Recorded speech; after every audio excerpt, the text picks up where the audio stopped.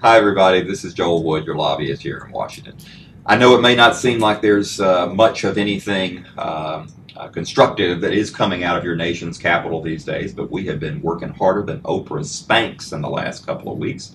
Our legislative conference was last week, very, very successful. Had Chairman Paul Ryan of the House Budget Committee. We had Chairman Spencer Backus of the House Financial Services Committee. Senator Ben Nelson, moderate Democrat from Nebraska.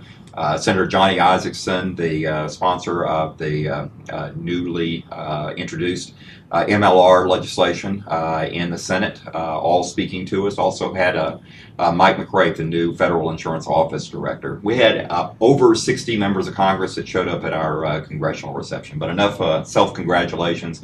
It was a very, very successful series of meetings with our board of directors, for our CD board, for our benefits board, and our regular board of directors, and there's a lot that we learned and a lot that we have to get done.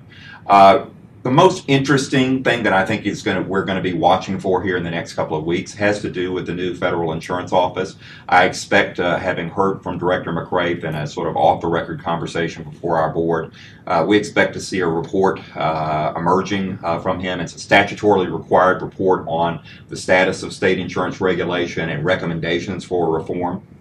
As you know, the whole debate over the optional federal charter has really gone away, and in the chasm of inactivity on that tension between state versus federal regulation, I think Mike McRae is going to step well into the breach. And I also think that on issues that we care about, multi-state agent broker licensure, the mess that the states have made on the implementation of the surplus lines premium tax allocation provisions, and a lot of other national, multi-state, and international issues. I think we're going to like a lot of what we read in Mike McRae's report. And even though his job is primarily one of the bully pulpit, I think that it's going to influence the debates as they move forward.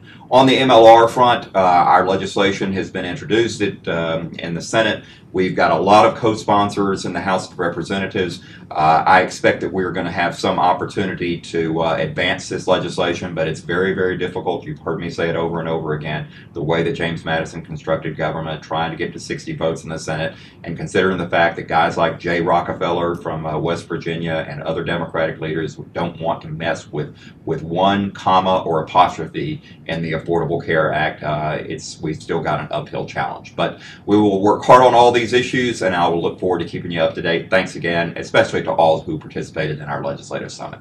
Take care.